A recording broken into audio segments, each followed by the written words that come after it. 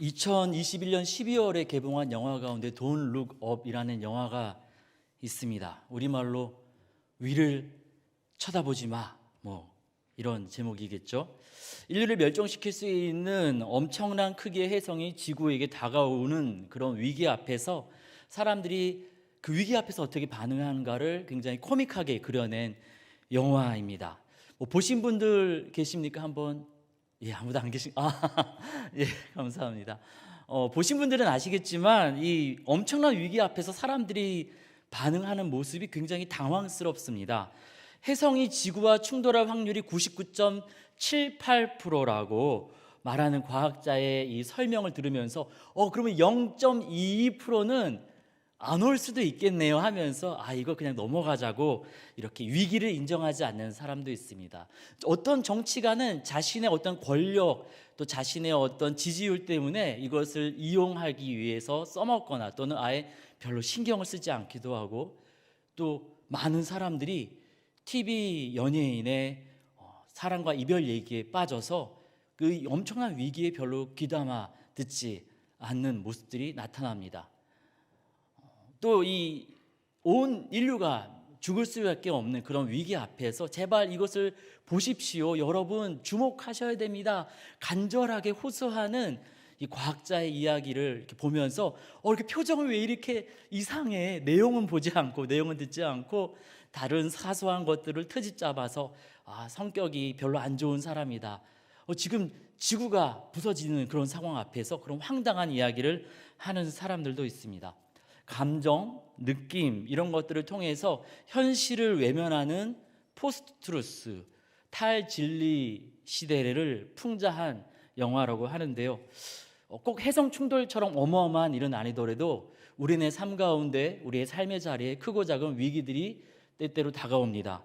그 위기 앞에서 우리 그리스도인들은 어떻게 반응해야 될까요? 오늘 우리가 함께 읽은 사무엘상 30장에 보면은 위기 앞에 서 있는 한 사람이 나타납니다. 그의 이름은 우리가 잘 알고 있는 다윗입니다. 600여 명의 이 동료들을 데리고서 블레셋 왕 아기스를 만나고 돌아왔는데 이 자신이 살고 있던 동네가 침략을 당해서 아내와 가족들이 납치를 당했습니다. 재산은 다 사라졌습니다. 그리고 집은 불타고 있습니다.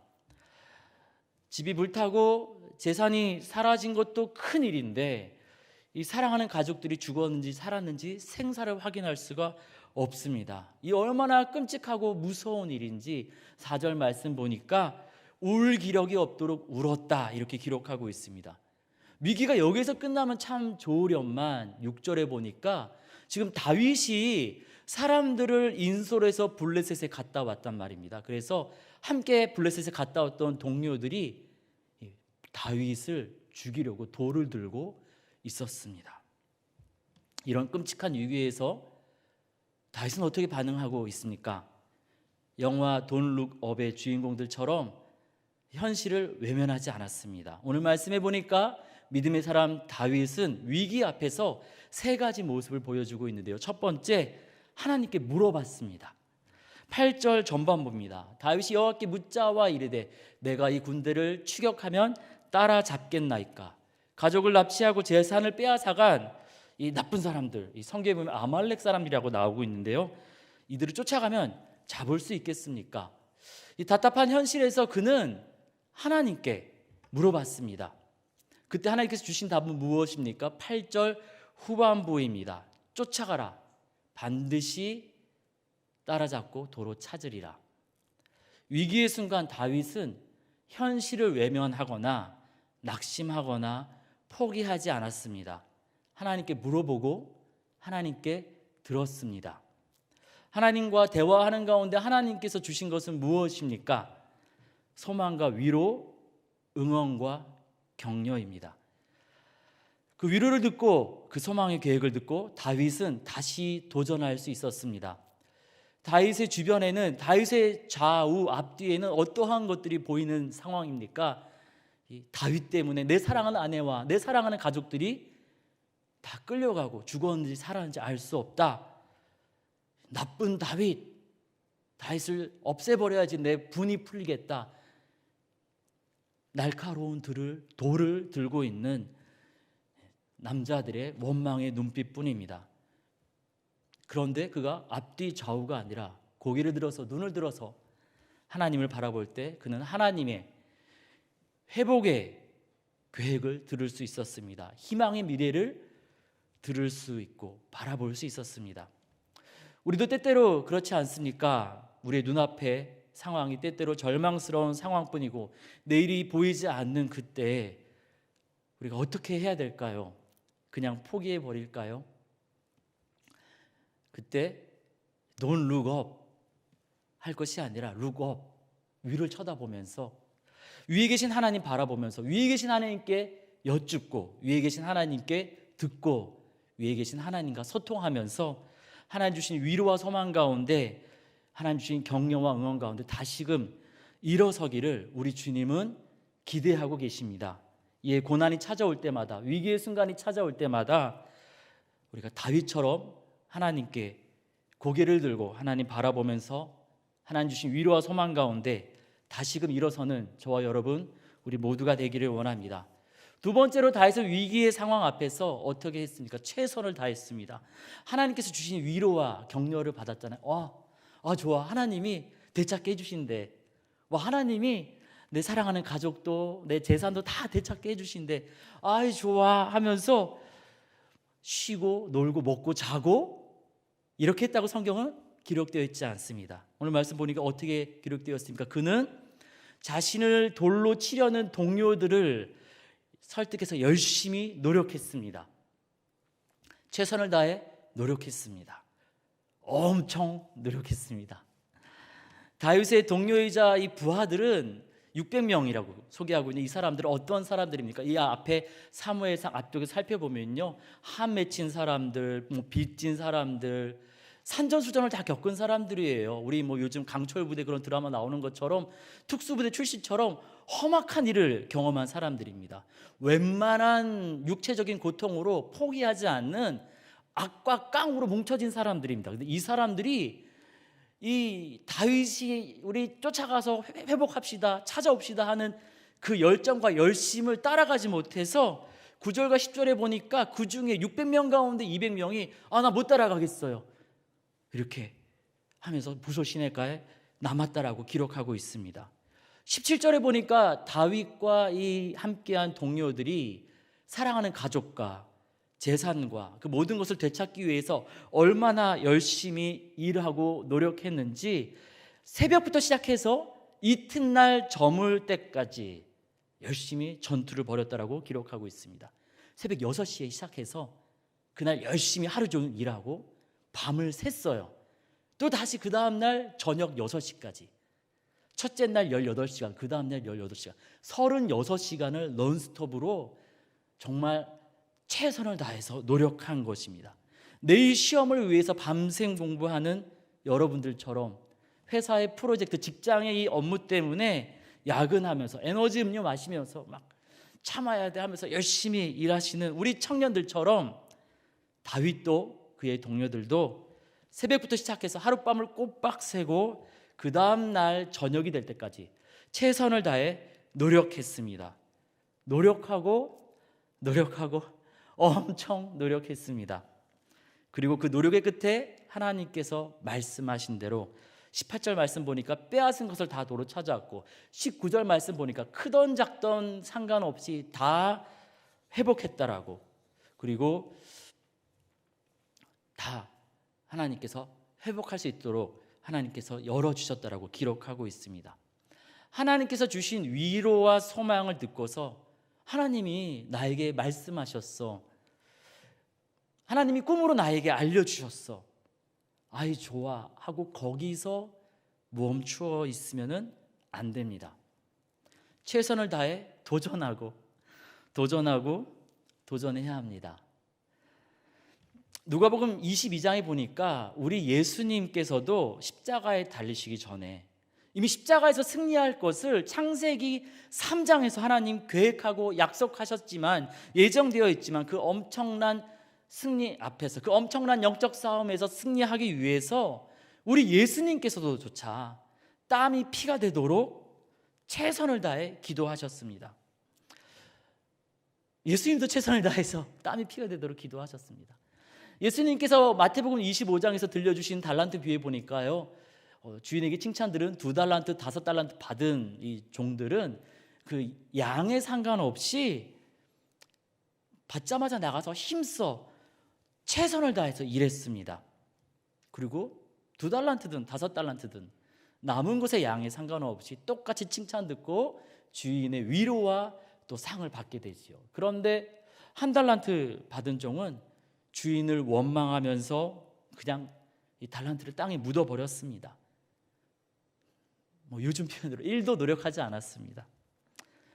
달란트 주인이 줬어? 그냥 거기서 멈춰버린 것입니다. 그 결과 어떻게 됩니까? 결국 바깥 어두운 곳에 쫓겨나고 말았습니다. 좀 야속하다라고 생각될지 모르시지만 여러분, 우리 예수 믿는 사람들은 게을러서는 안 됩니다. 주어진 삶의 자리에서 최선을 다해야 합니다. 형제들에게 미움받아서 노예로 팔려가고 거기서 억울한 누명을 쓰고 감옥에 들어간다 할지라도 우리 믿음의 선배 요셉은 그 삶의 자리에서 최선을 다했습니다. 우리가 기억하는 모세, 여호수아, 오늘 말씀의 다윗, 그리고 우리 예수님께서도 주어진 삶의 자리에서 최선을 다했습니다. 에스겔서 36장에 보면은 하나님께서 이스라엘 백성에게 내가 이렇게 복을 줄 거야 라고 말씀하시는 장면이 나오는데요, 복에 대한, 회복에 대한 계획을 다 들려주신 다음에 마지막에 37절에 이렇게 말씀하십니다.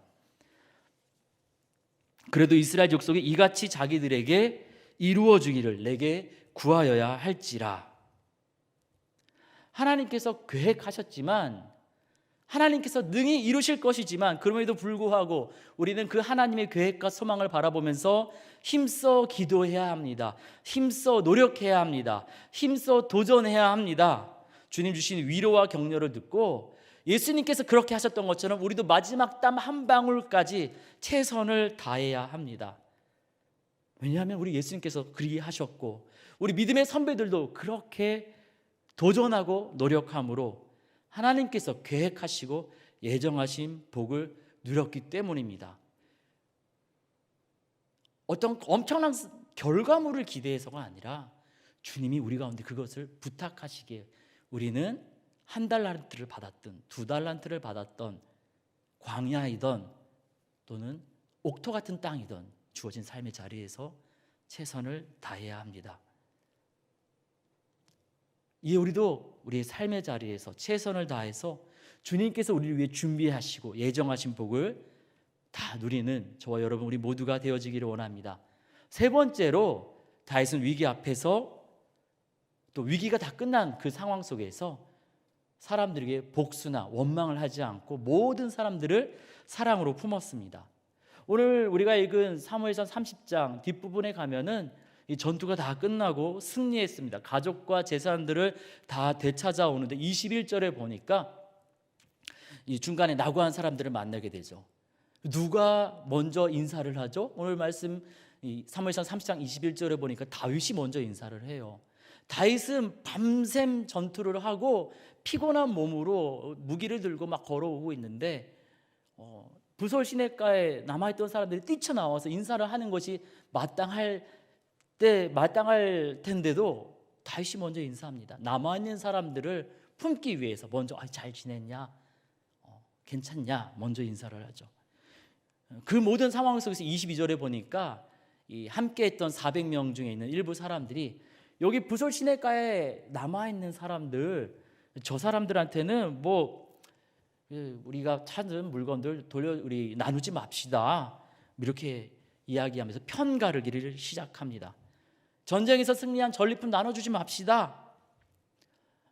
이때 다윗은 어떻게 반응합니까? 24절에 보니까 끝까지 전쟁에 참여했던, 밤샘 전투를 했던 사람들이든 힘이 약하여서 지쳐서 부솔 시내가에 남아있던 사람들이든 똑같이 나누어야 합니다. 함께 이 승리의 기쁨을 함께 나누어야 합니다 라고 이야기합니다. 이 부분에서 좀 저는 좀 잘 이해가 되지 않았습니다. 열심히 일하고 밤새 일한 사람한테 더 많은 상을 주는 것이 마땅하지 않습니까? 더 열심히 일했는데. 그런데 그 이유를 23절에 보니까 다윗이 이렇게 얘기하죠. 여호와께서 우리를 보호하시고 여호와께서 우리를 승리하게 하셨는데 우리가 뭐가 잘났다고, 그거 얼마나 했다고, 밤 하루 이틀 좀 더 못 잤다고 우리가 더 큰 상 달라고 그렇게 요구할 수 있겠습니까?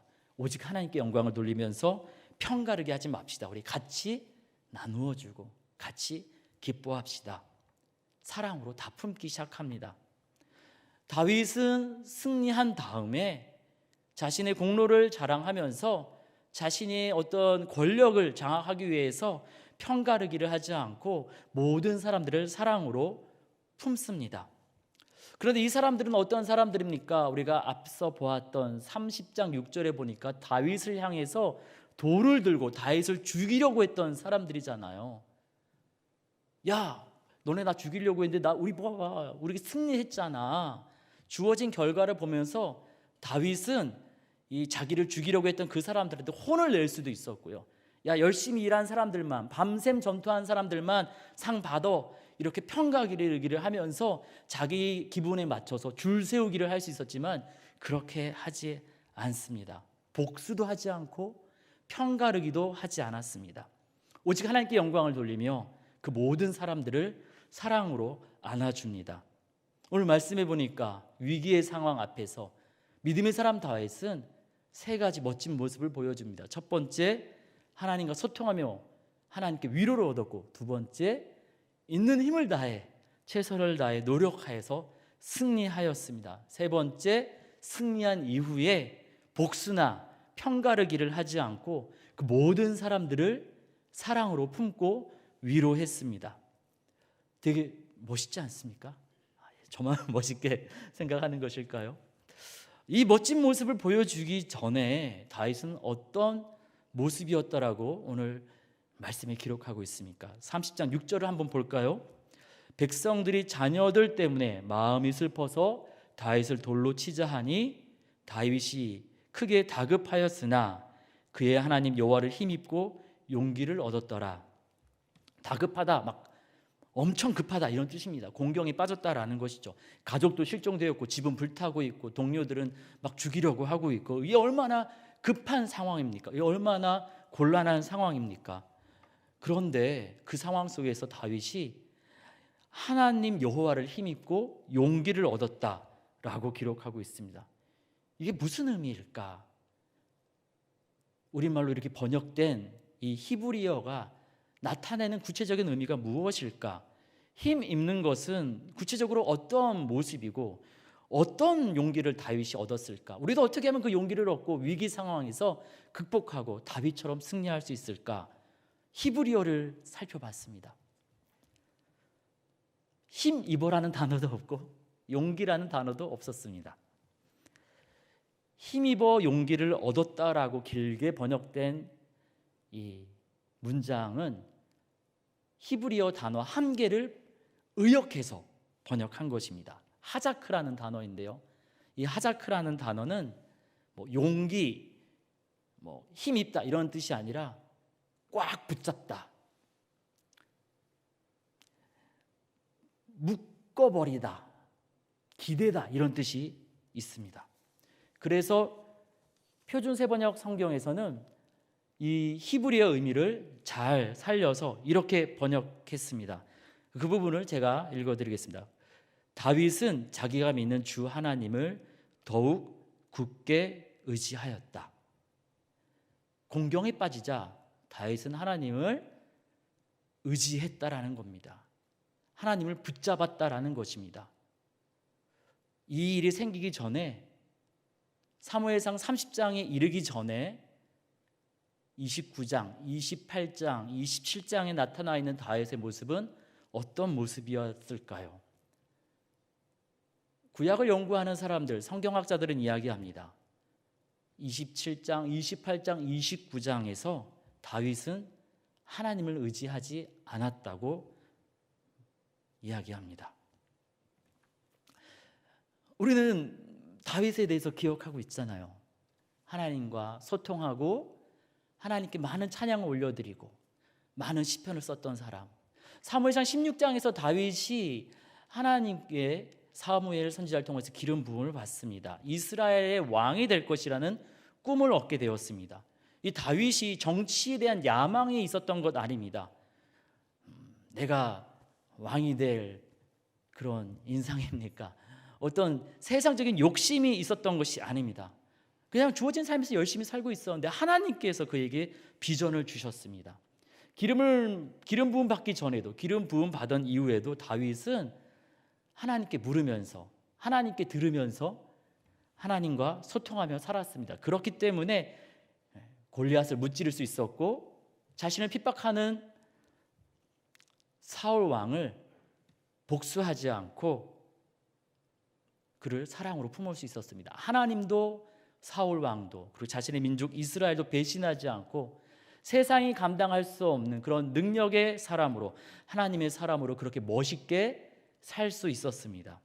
두 번에 걸쳐서 장인이자 자기가 섬겼던 왕이자 또 자신이 충성했던 주인이었던 그 사울 왕, 그러나 자신을 엄청 죽이고자 했었던 그 사울 왕을 두 번에 걸쳐서 죽일 수 있었지만은, 좌지우지할 수 있었지만은 다윗은 하나님 때문에, 하나님 바라보면서 사울 왕에게 복수하거나 사울 왕을 죽이거나 그의 몸에 아무런 해함도 하지 않고 그를 그저 돌보고 지켜주었습니다.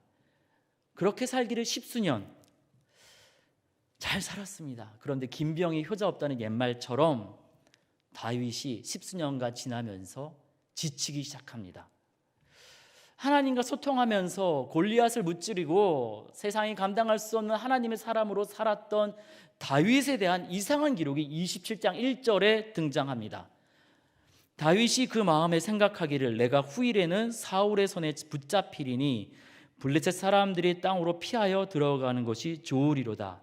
사울이 이스라엘 온 영토 내에서 나를 다시 찾다가 단념하리니 내가 그의 손에서 벗어나리라 하고, 27장 1절을 이 본래 히브리어의 의미를 잘 살려서 표준 세번역은 이렇게 번역하고 있습니다. 제가 읽어드리겠습니다. 다윗이 혼자서 생각하였다. 이제 이러다가 내가 언젠가는 사울의 손에 붙잡혀 죽을 것이다. 살아나는 길은 블레셋 사람의 땅으로 망명하는 것뿐이다. 다윗은 십수년간 하나님께 물었던 다윗은 사울 왕이 자기를 죽이기 위해서 수천 명의 군사를 끌고 와서 자기를 괴롭게 하는 그런 일들을 두 차례 경험하고 나서 몸도 지치고 마음이 지치자 하나님께 물어보지 않고, 오늘 말씀 사무엘상 27장 1절에 보니까 혼자서 생각합니다. 고개를 들어서 하나님 바라보면서 하나님께 묻고 하나님께 듣고 하나님과 소통해야 되는데, 하나님께 묻고 하나님께 듣고 하나님께 소통하는 것이 아니라 시선을 땅에 둔 채 자기 마음속의 두려움과 걱정에 귀를 기울입니다. 그리고 자기 자신에게 말하는 거예요. 어떻게 말합니까? 언젠가는 사울의 손에 붙잡혀 죽을 것이다. 언젠가는 하나님 주신 그 꿈과 비전이 이루어질 것이다. 오늘 힘들지만 한 번 더 버텨보자, 오늘 하루 더 힘내서 살아보자 하는 것이 아니라 언젠가는 하나님 주신 꿈도 비전도 다 필요 없어. 지금 10년 동안 아무 일도 안 생겼는데 하나님 없는 것 같아. 언젠간 이렇게 도망다니다가 결국 죽고 말 거야. 사울의 손에. 이렇게 얘기하는 거예요. 그리고 더 나아가서 뭐라고 얘기합니까? 살아나는 길은 블레셋 사람의 땅으로 망명하는 것뿐이다. 살아나는 길은 하나님뿐이다 라고, 하나님 의지하는 것뿐이다 라고 말해야 되잖아요. 그런데 다윗이 자기 자신에게 하나님이 아니라 사람에게 의지하는 것 외에는 소망이 없다라고 얘기하는 거예요. 그것도 우리 같은 믿음을 가진 유대인이 아니라, 하나님 바라보는 기도하는 사람이 아니라 우상을 숭배하는 블레셋 사람에게 피하는 것 외에는 내가 이 땅에서 살 길이 없다. 자기 마음속 두려움과 걱정, 세상적인 방법에 귀를 기울이기 시작합니다. 정말 많이 기다렸죠. 10년, 여러분 10년 기다릴 수 있으니까. 기나긴 기다림으로 쌓여진 몸과 마음의 피로, 두려움, 걱정. 그럼에도 불구하고 눈을 들어서 하나님 바라보아야 되는데, 위에 계신 그 하나님 바라보아야 되는데, 시간이 너무 길게 지나다 보니까 주변 사람들이 이런저런 얘기하는 가운데 하나님께 묻고 하나님께 듣고 하나님과 소통하기보다는 사람들의 이야기에 귀 기울이고 자기 자신의 걱정과 두려움과 계속해서 이야기를 나누다 보니 절망에 빠지기 시작합니다. 그래서 여러분 한번 집에 가셔서 천천히 읽어보십시오. 사무엘상 27장에서 오늘 우리가 읽은 30장 되기 직전 29장까지 다윗이 하나님께 기도했다라는 기록이 단 한 번도 나오지 않습니다. 그의 기도는 끊어지고 말았습니다. 하나님과의 소통이 끊어지고 말았습니다. 그가 선택한 방법은 최선을 다해서 열심히 사는 것이 아니라 블레셋 왕에게 거짓말하면서 잠깐 위기를 피하는 것뿐입니다. 세상의 표현으로 사기치며 사는 거예요. 그리고 눈앞에 있는 사람을 사랑으로 품는 것이 아니라 내 안전을 위한 도구와 수단으로 이용해 먹는 것뿐이었습니다.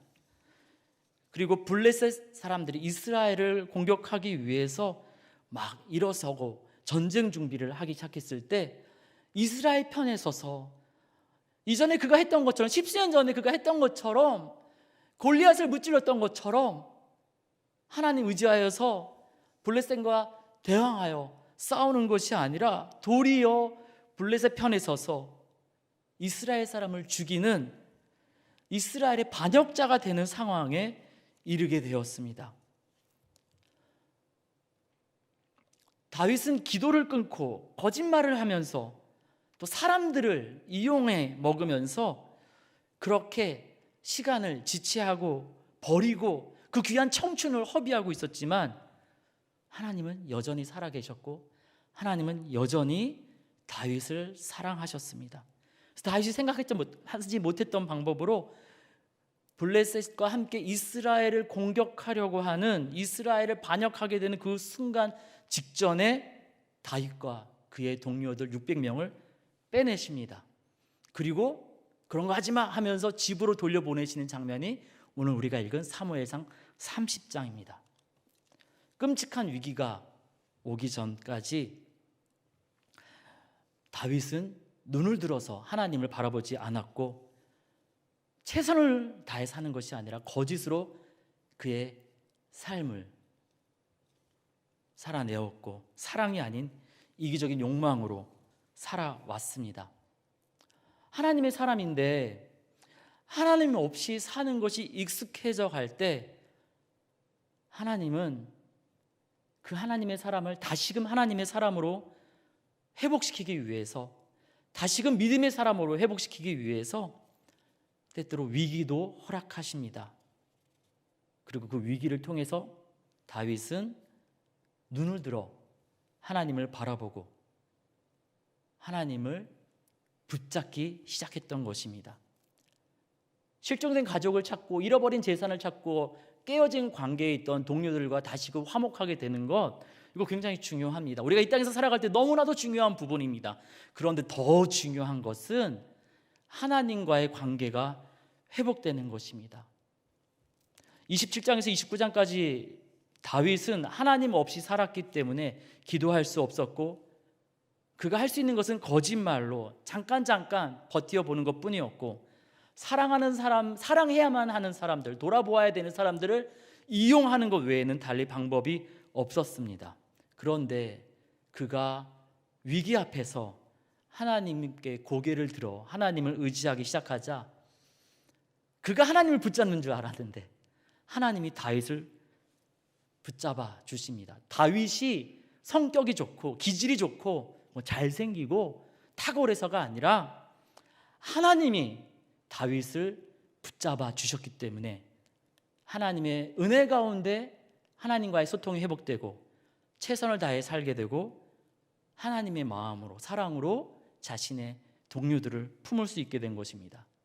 주님은 너 자신의 능력으로 기도하라고, 너 자신의 능력으로 최선을 다해 살라고, 너 자신의 능력으로 너의 주위 친구들과 가족들을 사랑하라고 말씀하시지 않습니다. 하나님 바라보라고, 하나님 의지하라고, 너 할 수 없는 거 하나님이 알고 계시니 하나님을 의지하라고 말씀하십니다. 그러면 하나님께서 다윗에게 행하셨던 것처럼 하나님께서 우리의 기도의 문을 열어주시고, 하나님께서 우리가 최선을 다해 살 수 있도록 하나님께서 우리 가운데 열정을 부어주시고, 하나님께서 우리가 용서하고 사랑할 수 있도록 하나님 아버지의 그 넓은 마음을 우리 좁은 가슴에 심겨주시겠다고 말씀하십니다. 우리도 이와 비슷한 장면을 우리 신약 성경에서 예수님의 제자들에게서 보게 됩니다. 십자가 사건 이전에 예수님 옆에 제자들이 있었습니다. 3년 동안 같이 있었습니다. 같이 먹고 마시고 자고 할 거 다 했습니다. 하지만 그들이 그들 자신의 힘으로 하나님을 일을 감당하고 예수님을 따르고자 했을 때 그들은 겟세마네 동산에서 예수님 땀이 피가 되도록 기도하는 그 순간에 또 예수님이 기도하라고 부탁하셨음에도 불구하고 그들은 기도하시는 예수님 옆에서 콜콜 잘 수밖에 없었습니다. 죽기까지 따르오리 호언장담했지만 사람들 앞에서 예수님을 3번 부인하고 예수님을 배신할 수밖에 없었습니다. 3년이라는 긴 시간 함께 있었지만, 그러나 예수님 말씀에 의지해서 하나님 의지하고자 기도하며 하나님을 붙잡았을 때, 예루살렘을 떠나지 않고 하나님을 붙잡았을 때 성령께서 임하셔서 성령께서 제자들을 새롭게 하십니다. 이전에 그 제자들은 흥분하고 그리고 또 열심을 낸다고 하지만 그 열정과 그 흥분이 가벼워서 쉽게 배신할 수밖에 없었고 쉽게 포기할 수밖에 없었고 쉽게 사람들의 조롱거리가 될 수밖에 없었지만은 성령께서 그 제자들에게 임하셔서 성령께서 일하기 시작하시자 예수님을 부인했던 그 자리에서 담대하게 복음을 외치면서 수천 명이 회개하는 놀라운 역사들을 경험하게 됩니다. 순교까지 감당하는 놀라운 믿음의 모습을 보여주게 됩니다. 오늘 말씀에서 다윗이 하나님을 의지하고 하나님께서 다윗을 사용하심으로 잃어버린 모든 것들을 회복하고 편가르기 하지 않고 공동체를 하나 되게 한 다음에 그 다음에 다윗에게 일어난 사건이 무엇인지 아십니까? 여러분 댁에 가서 사무엘하를 넘어가 보십시오. 사무엘하 2장에서 다윗은 이스라엘의 지도자, 왕이 됩니다. 십수년 전 하나님께서 주셨던 그 비전, 그 꿈이 현실이 되는 것을 경험하게 됩니다. 영화 돈 룩 업에 대한 여러 가지 이야기들이 있습니다. 미국 대통령을 풍자하고 비난하는 것이다. 환경 오염 문제를 다룬 것이다. 그런데 어떤 또 리뷰를 살펴보니까 이 감독이 코로나로 인해서 영화 제작이 잠시 지체되었다가 중단되었다가 다시 영화를 찍게 되면서 감독이 깨닫게 된 것이 있었다고 합니다. 포스트 트루스, 탈진리의 시대, 객관적인 사실보다 개인의 감정, 개인의 소소한 욕심에 이끌려서 현실을 회피함으로 소통이 되지 않는 시대를 우리가 살고 있다는 것을 깨달았고 그것을 영화 속에서 보여주면서 우리가 이렇게 사는 것은 아니지 않느냐, 온 인류가 죽을지 모르는 그 상황에서 더 많은 표를 얻어서 대통령 한 번 더 하기 위해서 또 그 위기를 바라보지 말라고 외치거나 또는 더 많은 돈을 벌기 위해서 죽고 사는 문제에 도박을 걸거나 또는 더 많은 사람들이 구독과 좋아요를 해주기를 바라면서 그 위기의 사건을 우습게 조롱하거나 이런 소통이 되지 않는 안타까운 상황을 보여주고 싶었다고 합니다. 혜성이 지구에 떨어져 인류가 멸종하게 되는 그 위기 앞에서 룩업해서 이 문제를 직면하고 이거를 해결해야 되는데 그 분명한 객관적인 사실 앞에서 사람들은 개인적인 느낌, 개인적인 욕심을 채우기 위해서 사람들이 저것을 쳐다보면은, 위를 쳐다보면은 내 마음대로 조작할 수 없게 되니까 그걸 쳐다보지 말라고 Don't look up 이라고 외치기 시작합니다. 야, 그런 거 쳐다보지 마, 신경 쓰지 마. 그래서 이 문제를 해결합시다 하는 look up 하는 사람들과, 야, 그런 거 신경 쓰지 마, Don't look up 하는 사람들로 나뉘면서 이 위기를 해결하는 것이 점점 어렵게 됩니다. 어쩌면 우리도 그러한 모습이 있지는 않습니까? 저와 여러분, 우리는 하나님께서 지으시고 예수님의 보혈로 값주고 자녀 삼으신 사람들입니다. 하나님의 꿈을 이루기 위해서 거룩한 비전으로 초대받은 사람들입니다. 그런데 그 꿈을 이루어가는데 십수년이 걸리면서 때로는 외로움으로, 때로는 지친 몸과 마음으로, 때로는 세상의 그런 흐름에 따라서, 또 세상의 어떤 조작, 또 우리가 망하기를 원하는 그 악한 영의 그런 의도 가운데 우리가 듣지 말아야 될 소리를 듣고 혹시 고기를 숙이고 있지는 않습니까? 탈진리의 시대에 어쩌면 우리 믿음의 사람들이 탈믿음하여서 하나님 믿는다고 교회 나오고 있지만 하나님 없는 사람처럼 내 안에 두려움과 걱정, 세상의 유행, 세상의 욕망과 야망에 휩싸여서 고개를 들어 하나님 바라봐야 되는데 땅만 쳐다보고 있지는 않습니까? 하나님의 사람인 우리에게 가장 중요한 것은 하나님 바라보면서 하나님 붙잡고 내 힘, 내 능력이 아니라, 내 열정 아니라 하나님의 능력을 힘입어서, 하나님의 사랑을 힘입어서, 하나님의 열정에 힘입어서 살아야 하는데, 하나님이 아니라 땅의 여러 이야기들로 쳐다보지 마, Don't look up 하는 그 목소리에 하나님과의 기도가 끊어지고, 하나님이 아니라 사람에게 인정받기 위해서 하나님의 법도를 버리고 사랑으로 품기보다는 타인을 이용해 먹고자 하는 악한 마음이 혹시 우리 가운데 있지는 않습니까? 인간적인 꾀를 냈다가 결국에는 위기 앞에서 그제서야 고개를 들어 하나님을 바라보는 다윗의 모습이 어쩌면은 우리의 모습은 아닙니까? 주님은 오늘 말씀을 통해서 우리 가운데 말씀하십니다. 고개를 들어서 소망을 주시고 도전할 수 있는 열정을 주시고 사람들을 품을 수 있는 사랑과 용서의 마음을 주시는 하나님 바라보라고, 하나님 붙잡으라고, 하나님께 의지하라고 말씀하십니다. 이에 우리도 다시 하나님 붙잡으면서, 다시 하나님 바라보면서 일어선 다윗처럼 우리도 하나님 바라보기를 원합니다. 하나님 붙잡기를 원합니다. 하나님을 의지하기를 원합니다. 하나님을 의지하오니 우리를 붙잡아 주시옵소서. 내 힘과 열정, 내 사랑 안 되는 거 하나님 잘 아시잖아요. 이제 하나님 나를 붙잡아 주시고 나를 다스려 주셔서 하나님의 열정으로 살기 원합니다. 하나님의 사랑으로 살기 원합니다. 너 그렇게 헌신하고 너 그렇게 사랑하면 너 바보 취급당하고 너 그냥 휴지통에 들어가게 되는 거야 라고 말하는 세상에 절망과 두려움과 위협, 거기에 쓰러질 것이 아니라 하나님의 사람으로 다윗처럼 다시 살게 하여 주시옵소서. 우리의 눈을 열어주시고 나태해진 우리 마음에 주의 열정을 부어주시고 우리의 강팍해진 마음에 주의 사랑을 부어주십시오. 복수가 아닌 용서와 사랑을 우리 마음에 부어주십시오. 우리 기도하며 나아가기를 원합니다.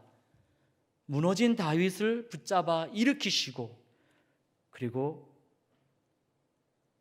주님 약속하신 그 꿈과 계획을 이루신 우리 하나님 아버지께서 다윗에게 그리하셨던 것처럼 우리도 붙잡아 주시고 우리도 다시금 일으켜 세우사 주님께서 우리에게 보여주신 꿈과 비전을 주님의 능력으로 주님의 때에 아름답게 이루어 주실 것입니다. 함께 같이 기도하겠습니다. 하나님, 다윗을 다시 보게 하시니 감사합니다. 다윗도 우리처럼 무너졌던 것을, 다윗도 우리처럼 위기 앞에서 다급했었다라는 것을, 다윗도 우리처럼 기다림에 지쳐서 낙심했었던 것을 보았습니다. 다윗이 지쳐서 기도의 끈을 놓고 열정을 잊은 채 거짓말로 버텨내고 사랑이 아니라 이기적인 욕심으로 사람들을 이용하고자 했을 때 하나님께서 그 길을 막으시고 하늘을 보라 하셨던 것처럼 주님, 우리도 하늘을 보게 하여 주시옵소서. 끝나지 않는 이 코로나 상황 속에서 쉽게 해결되지 않는 우리의 모든 상황들 속에서 다시금 하나님 바라보며 기도로 하나님과 소통하게 하여 주시옵고, 다시금 하나님 바라보며 하나님의 열정으로 최선을 다해 도전하게 하시고, 다시금 하나님 바라보며 하나님의 사랑으로 용서하고 품을 수 있도록 주님, 우리를 붙잡아 주시옵소서. 우리가 하나님의 사람인데 우리의 정체성을 잊어버린 채 하나님 없는 사람처럼 살아가는 어리석음 범하지 않도록 탈 진리의 시대에, 탈 믿음의 시대에 다시 말씀으로, 다시 믿음으로 주님과 동행하면서 주님 주신 꿈과 비전을 성취하도록 주님, 우리를 붙잡아 주시옵소서. 다윗을 붙잡아 주셨던 것처럼 우리도, 우리 청년들도 사랑으로 붙잡아 주시옵소서. 우리로 사랑으로 다시 살게 하실 우리 주님을 기대하오며 우리 주님 예수님의 이름으로 기도드립니다. 아멘.